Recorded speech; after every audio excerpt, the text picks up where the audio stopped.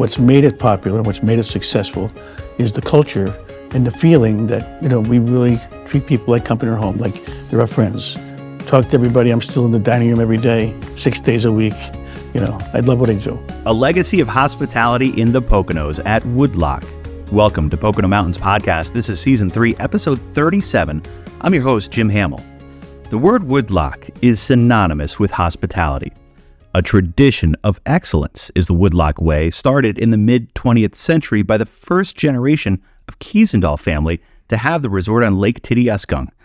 Today, Woodloch has expanded to include the Springs with an 18-hole golf course, the Lodge, a destination spa resort, and of course, keeps families returning year after year after year for the traditional fun activities and first-class experience offered by the Kiesendahls and the top-notch staff. John Kiesendahl, also known as JK, sat down with our Chris Barrett for a Pocono Perspectives, which will be on the upcoming Pocono Mountains Magazine episode premiering February 4th, this Sunday. More on that discussion about the history and current day operations at Woodloch in just a bit. The Poconos is a year-round destination for millions, with 2,400 square miles of mountains, forests, lakes, and rivers. With historic downtowns and iconic family resorts, it's the perfect getaway. You can always find out more on PoconoMountains.com or watch PTN, the Pocono Television Network, streaming live 24/7. That's at PoconoTelevision.com. Now, back to the episode. Woodloch, a family-run Poconos resort returning countless guests to the resort's lodge and springs.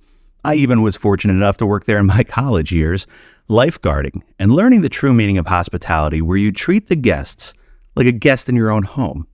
Here's Chris Barrett and John Kiesendahl. Enjoy. So this whole story you're going to hear about Woodloch is all about fate. The Pocono Mountains is the birthplace to a Pocono wonderland of untold pleasure. Winter in the Poconos, clear and crisp. Called the land of the waterfall. A recipe for romance.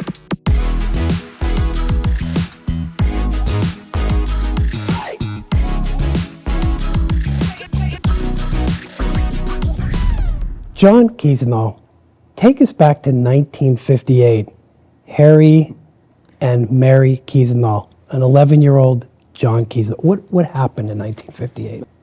I was a happy boy living on Long Island in a neighborhood, lots of houses around me, and great class of friends, never thinking about moving anywhere. My dad had humble beginnings. He started, when he graduated, he didn't even graduate from high school actually, 17 years old, he left and went to the war. As soon as Pearl Harbor was bombed. World War II. World War II. So he never graduated. He came out of this service, he was a good human man, ringing the bells, and a milkman. He delivered milk all around. And my dad was sitting in the living room on a Sunday, and because he was looking for something else to do. My mom was pushing him because he was never home. He was always doing different businesses. So let's do something we can do as a family. So we're sitting in the living room, and my dad just gets a phone number from the New York Times, says, boarding house for sale on a lake in Pennsylvania. Called up as a Brooklyn phone number, and the gentleman said, well, it's on Lake Tidiuscung in Pennsylvania. My dad's, his ears just rang, and he calls up, Mary. Your mother. It's my mother, yeah. Yes. It's on Lake Tidiuscung, the same lake my grandmother had brought them to when they were here, just going in the service, and they wanted to get married during the war. This is a true story. They put a stake in the ground at that time on that lake, and they said all the things you say when you're in love in 16 years old, or whatever they were, 17. And but then we never came back. And when he called this number in the New York Times, it happened to be Lake Tidiuscung, where they had put the stake in the ground. So we drove up to see Woodloch Pines. In 1958, it was a small summer boarding house, and this was March we went up. So the boarding house was titled Woodloch Pines, so there Right. wasn't a Woodloch place, but No. it was a boarding house. It was Woodloch Pines. We got up there, we had no neighbors 5 miles either side. We had no running drinking water. All the water would come up from a spring. And I'm thinking, oh no, we're not going to move up here. It's the end of the world. But we did move up. And that was 1958. That was 1958. And then once we got opened, and the full house was 40 people, it was only $6 a day to stay there. And that included 3 meals. And I would get the water, and I'd do the dishes, and we got involved. But then we met new people every week, and we treated them like company in our home. We found out that they liked that feeling, and I started to love that feeling. So I quickly adapted. We adapted, and that's where Woodloch started. And my mom and dad, my grandparents moved up with us, and it was a very humble beginning, very humble. So the first Woodloch Pines in 1958, 40 guests. all in separate rooms, all in separate individual floors? rooms, no bathrooms in a room. They were all down the hall. And so we had a couple little cottages around. I think we had 3 cottages, and then we had 6 rooms in the main house, and we had a barn that was converted into 14 rooms with, single bathrooms at the end of the hall. It was very humble.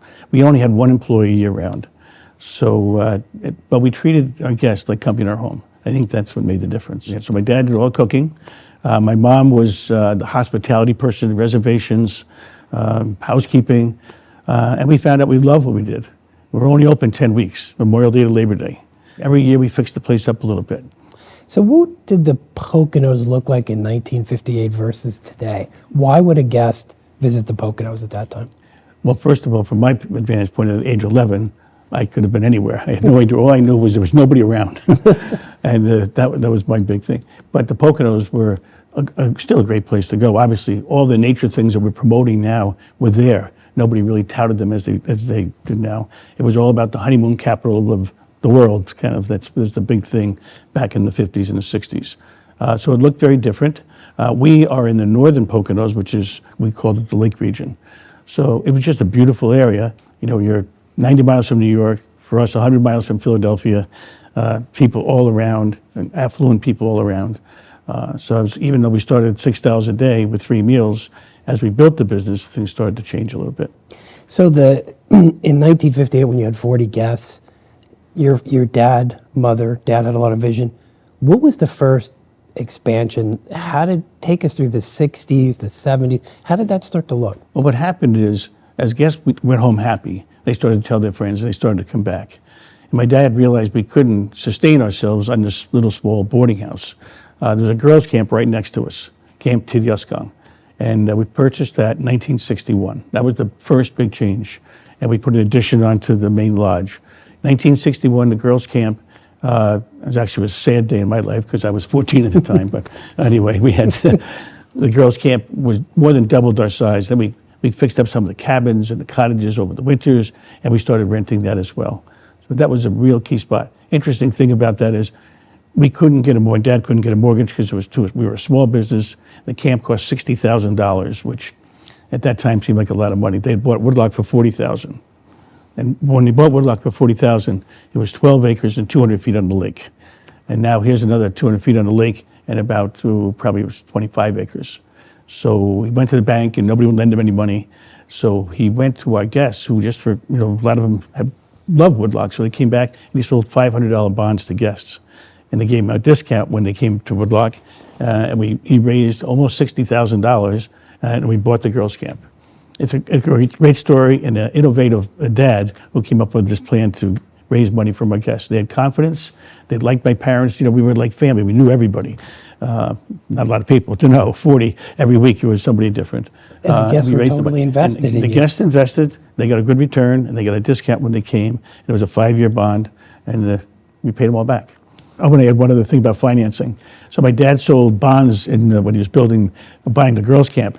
But when I had this big spurt of growth from 86 to 92, I never went to the bank. Everything was financed by our guests.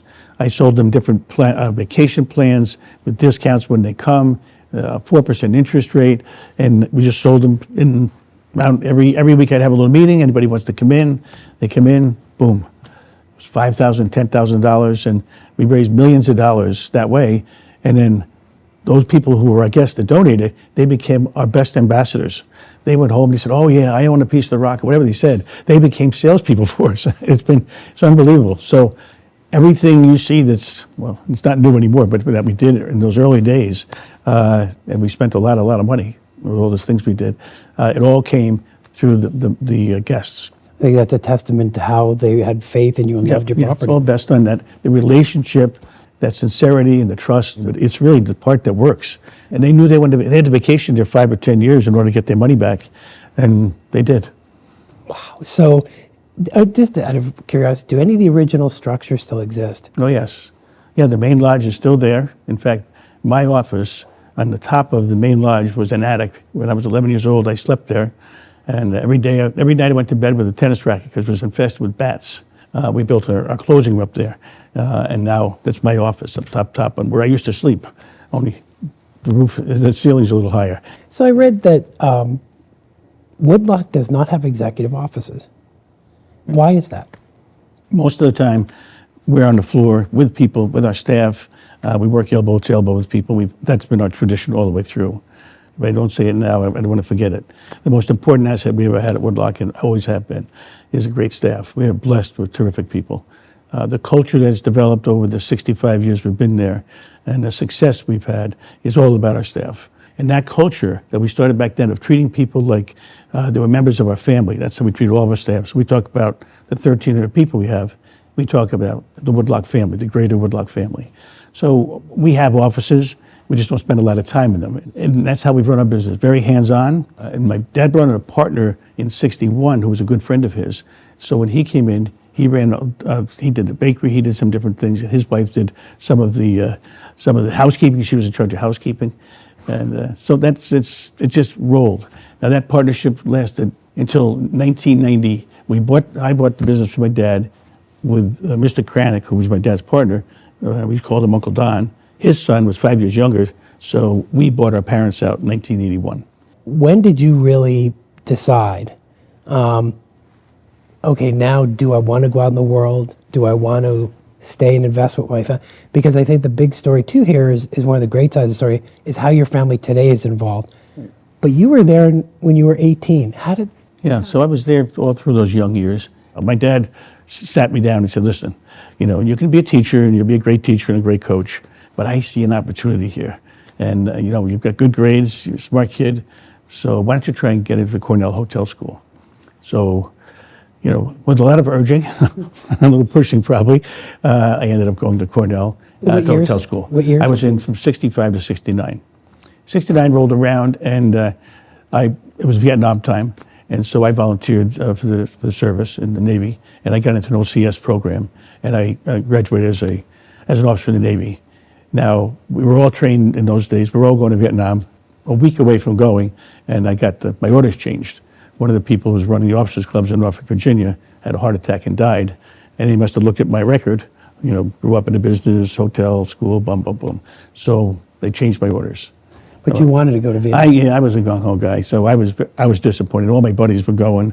So, it's one of those things that when everybody talks about what they did during the war, well, I ended up running officers' clubs at the Armed Forces Staff College in Norfolk, Virginia. But you played an important role of people coming back from the war. Yes, we did. The Armed Forces Staff College was NATO nations and Americans, all the senior officers, and so I ran the BOQ, which is the Bachelor Officers School, like a little hotel, and the COM opened the regular club. That was a great experience, but in hindsight, who knows if I'd be here today, but and that's something that sticks in my heart that I didn't do it. Well, that's what I wanted to ask. So then, obviously you're in the Navy, you have rank, you were successful there. You knew you could be successful somewhere else with hospitality. What drew you back to the Poconos, and how did that happen? It happened very, very quickly and easily. My dad said, when I was getting out of the service, he said, I hope you want to come home, because if you don't come home, we're going to sell it. So what should I do? And we grew, and we grew not tremendously fast, but for a little place, it went pretty fast. We bought another camp on the lake. Camp Electra was a Christian Scientist camp. We bought a little small boarding house that was on the lake. So by the time 1981 rolled around, when I purchased the business, Woodloch handled about 250 guests. And I loved the business. I mean, it was in my soul. Once I got through that 11-year-old stretch, I loved it. So I came back home, and from 1973 to 1981, I just gradually took over the business. Don Cranick, Uncle Don's son, Russ, who was my partner now, he came into it also, and he bought a half of the business. That was the time we really grew. I saw the potential. My parents had laid a great foundation of hospitality. We had a wonderful culture and relationship with all of our staff. They were just terrific. They understood the heart of what we were trying to do. So how many are you now, I'm sorry. We have over 1,300 acres now. We either own or control. We went from 12 acres to 1,300 acres in that 65-year span. In fact, we just bought another 60 acres on the lake. We have to keep doing that. At the time, early days, my dad would buy property saying, we don't have any money. How are we going to do this? So someday you're going to need that. Someday you're going to need that. Okay. I went into a 6-year growth span. So we built a lot. We built the nightclub, we built our big inn, we built all of our suites, 80 rooms. We added, in a 5-year span, a lot to it. So that's how Woodloch started to go. Then, along the way, by the time we got to 1986, the resort proper was about the size it is today. And we were just, okay, what next? Well, what came next is people all wanted a golf course. Our clientele had become more affluent as we went on, and we needed a golf course to be a great resort. So we were able to put together another 500 acres. We bought some land right next to us, 2 miles away, and we built a beautiful golf course. It was the centerpiece of a community we built. So we started a construction company and a real estate company at that point. In 1988, we started those. And so we built all the homes in this community, and we had a great golf course. And we call it Woodloch Springs, so it's a really terrific course. 18 holes, and you've played it, I believe, and it's really a special spot. It's scenic. And you obviously had children through this whole time period. Yes. Did they grow up in the business the same way that you did? I have 7 children, and they all started at 9 in the kitchen, laying out bacon, cutting strawberries, doing all those things that, dishes and all those things. So they've all grown up in the business, all 7. And I'm happy to say 5 of the 7 are back in the business. And in 2019, we transitioned the business to them. So I was 75 at the time, and I thought, hey, I could be gone tomorrow. I'm 77 now. So, happens fast, all this stuff. But well, I think it's good to know kind of how the next generation. Right. But the one thing I have to ask you is the spirit of the hospitality piece. Now that we're in the second, third generations here, I love, first of all, your pants. I have to ask about your pants. How did that start? How did the pants start? How did the costumes? How did that start? So this goes way back. My dad used to wear different colored sweaters. That was his thing. And, that kind of got attention. People said, oh, yeah, Harry, you have a new sweater on today. The guests would, relate to it. So I started wearing colorful pants. And when I bought the business in 1981, I started wearing character pants, ones you could buy off the rack. And then one year I had a pair of elbow pants made or something. And they were all embroidered. And it started so many conversations. With the guests. With the guests. Right. And the kids just loved it. And then more importantly, I said, you know what? There's intrinsic value in these. So I kept buying them, and the staff realized, even the owner is going to make fun of himself and do whatever it takes to make our guests happy.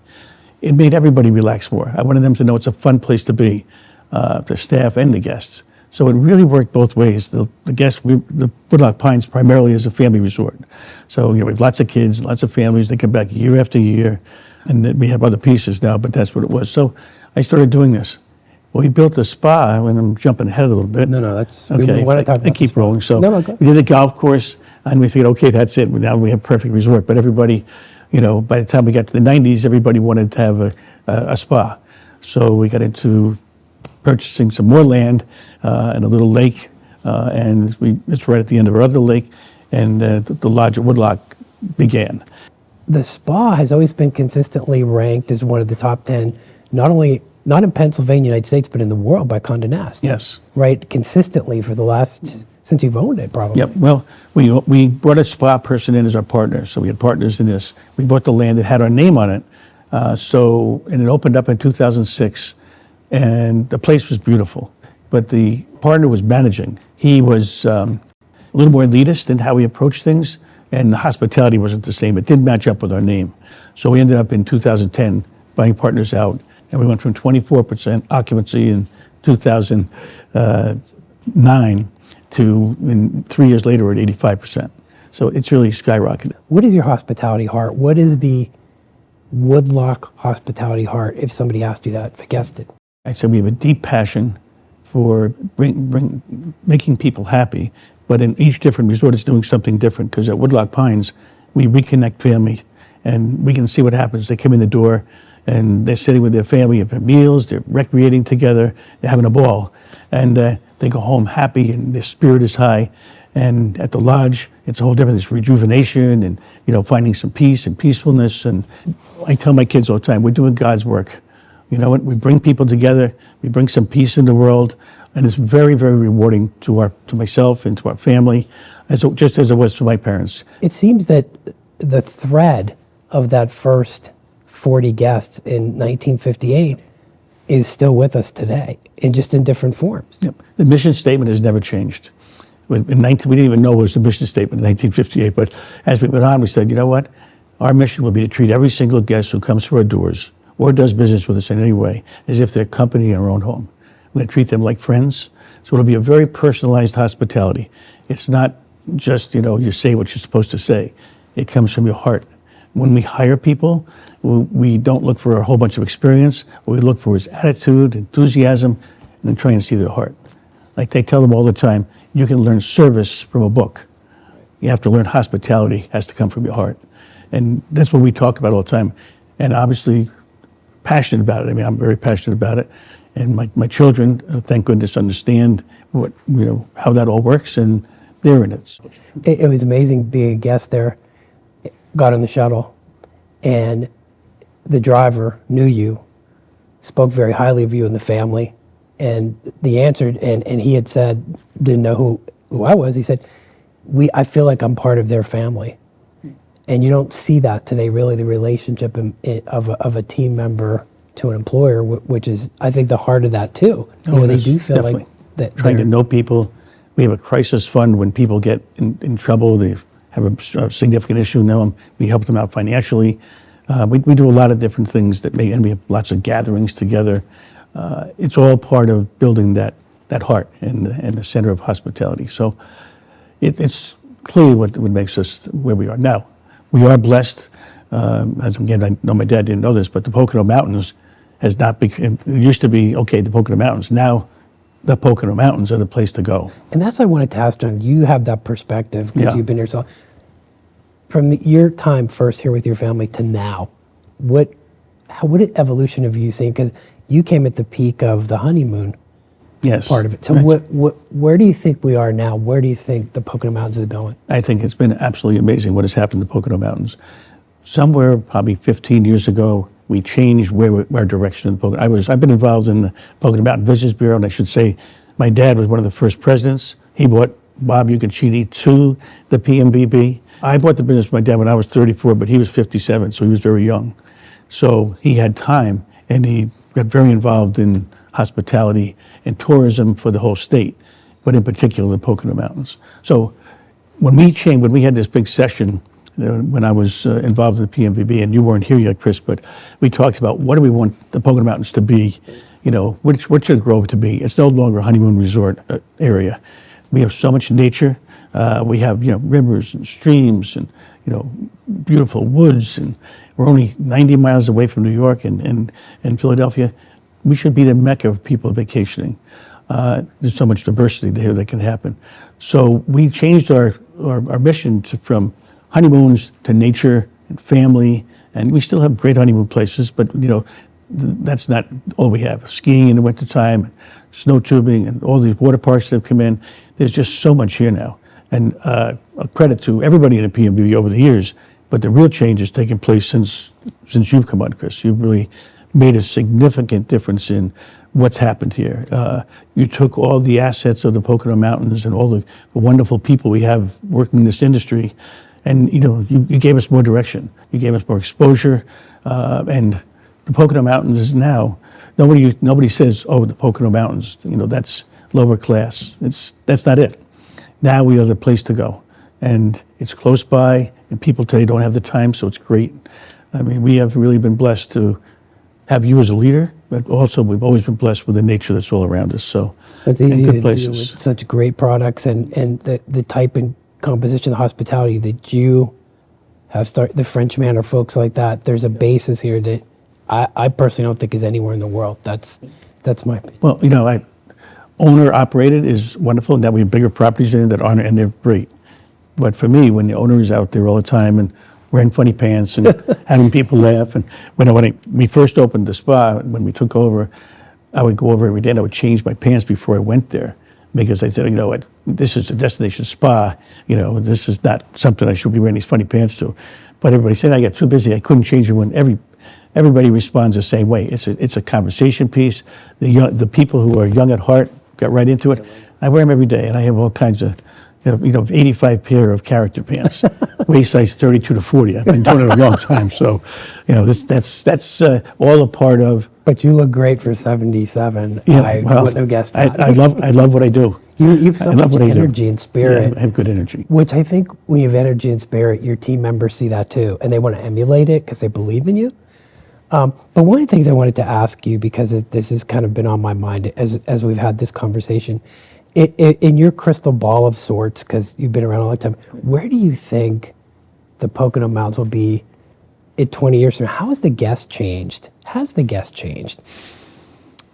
Well, I would say that because we have so much diversity of product in the Pocono Mountains right now, we do. We have all kinds of different places and water parks and honeymoon resorts and family resorts and restaurants and ski areas.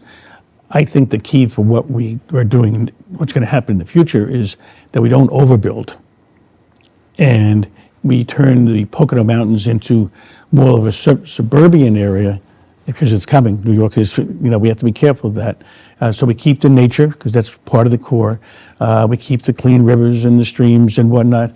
And we keep the population behind us. They're supportive of us now. But if it gets too crazy, or we get too much different things in, I get concerned that we may lose some of that charm and some of that attraction. We want nature to be still the center. I think the diversity we have, that will continue to populate itself, and our family resort is going to keep going. Our destination spa, golf course, all those things. I think we have a good mix now. So that you can never stop. You're just going to keep making that mix better without sacrificing the environment. There's parts of America that are just basically unchanged. You add facilities, but you try not to change the culture. That's a big challenge. And you have to keep it still exciting. We could go on all afternoon, but my last question for you is, you're coming back in 2158, okay? You go to Woodloch. What do you want to see?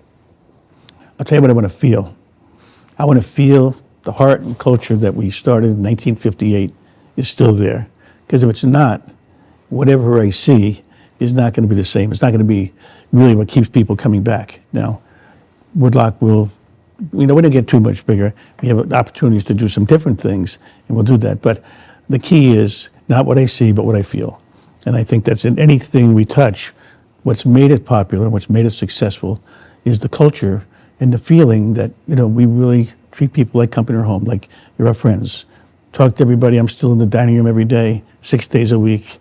I love what I do. Eating the best food. Eating and enjoying people. So that's the answer to that question. What I want to see, I want to feel. That's what I want to do. John Kiesenthal, this has just been a joy. I can't tell you how great it's been just to sit down and spend some time talking with you. You're really the heart and feeling of the Pocono Mountains. And I know when we come back in 2058, that spirit will still be there. So you're watching Pocono Perspectives. We have been with John Kiesenthal. Thanks for watching. Woodloch, a tradition of excellence and hospitality, continuously garnering national awards, and knowing JK and the rest of the family, it's pretty clear why that is. Thanks to the Woodloch family for making us all Pocono proud. Thanks for listening to Pocono Mountains Podcast. We'll have a new episode each week highlighting lots of the fun things you can experience while you're visiting the Poconos. Subscribe and leave a review on whatever platform you listen. Mom, this is for you. A vacation is for the whole family, even you, Mom. And the time with your family becomes a great memory. Now you can go on vacation the same time your family does. A vacation in the Pocono Mountains means you can't wait until tomorrow. A Pocono Mountains vacation can be a special kind of mom's therapy too. Visit PoconoMountains.com. We're back. Thanks for listening to Pocono Mountains Podcast. I'm Jim Hamill. Now for a Pocono Mountains Podcast Extra. Staying at Woodloch, a story about mothers. A couple of years ago from Pocono Mountains Magazine, Ellen and Dusty, two of the key components behind making Woodloch look festive during the holidays and beautiful each season. Enjoy. Hey everyone, Jim Hamill here, and in the Pocono Mountains, May means that flowers are in bloom. And here at Woodloch Pines Resort, this place is immaculate every springtime, and especially because of the mother-daughter gardening team that makes this place look impeccable each and every year. Happy Mother's Day to everyone out there. Anyone who has spent time at Woodloch can attest. This is a place of beauty. And behind all the gardens, perennials, holiday decor, and all, is the gardening mother-daughter duo of Ellen and Dusty. So many people like, oh, I could never work with my mother. Yeah. Come on, I'm fun. You are. Ellen Dunn has 20 years as head gardener at the various Woodloch properties. Dusty came on board 16 years ago. And each and every year, through every change of seasons, they're together on the job. We've been doing this so long together that we just kind of know what needs to be done. Yep. Hey, hand me a shovel, I said. How's that? That's good, right? We both have our parts that we do, and we just jump out and we dig in and do it. On this day, Ellen and Dusty and their coworker Kathy are preparing for the Easter holiday weekend at the resort, Okay, see you on the next rock. making the iconic entrance look as welcoming as it does. Our summer flower order is coming next week, so we need to get the pansies planted. Whether they're digging in the dirt or hauling heavy planters, Ellen and Dusty have formed a bond deeper than any roots can go. And that's true for the relationship they also have to Woodloch and its guests. It's a good feeling, and then you have families coming here to enjoy the resort, and you know, when they find out that we're a mother-daughter team, they just love it, you know, and they're just happy to see that. For Ellen, being a mom is her biggest accomplishment, she says, and working with flowers also brings her a lot of happiness. Doing both together is a bonus, and soon Dusty will be able to say the same. So in the fall, we have a big event happening, and she won't be here for a while. Oh, right, yeah. Dusty's gonna have a baby. This mother-daughter gardening tag team admit it can get testy at times to work with family. It's good. We do fight sometimes, and I'll admit I'm the stubborn one, and you know, I stick to my guns sometimes too much, and then you know, it might turn into a fight, but I think we're pretty good at, you know, coming back around. And We do, always. But when they both look at how fortunate they are to work here at Woodloch together, doing what they love, I'm grateful that I get to work with my mom every day. And there she goes. Yep. Ellen and Dusty are blessed beyond measure to share time together, creating a beautiful backdrop for Woodloch families and their own family. Jim Hamill for the Pocono Television Network. Woodloch Resort, the Springs, and the Lodge at Woodloch, some of the very best hospitality you can expect anywhere. We hope you enjoyed Pocono Mountains Podcast. Please remember to subscribe anywhere podcasts are available. Come visit us in the Pocono Mountains. Plan your trip today.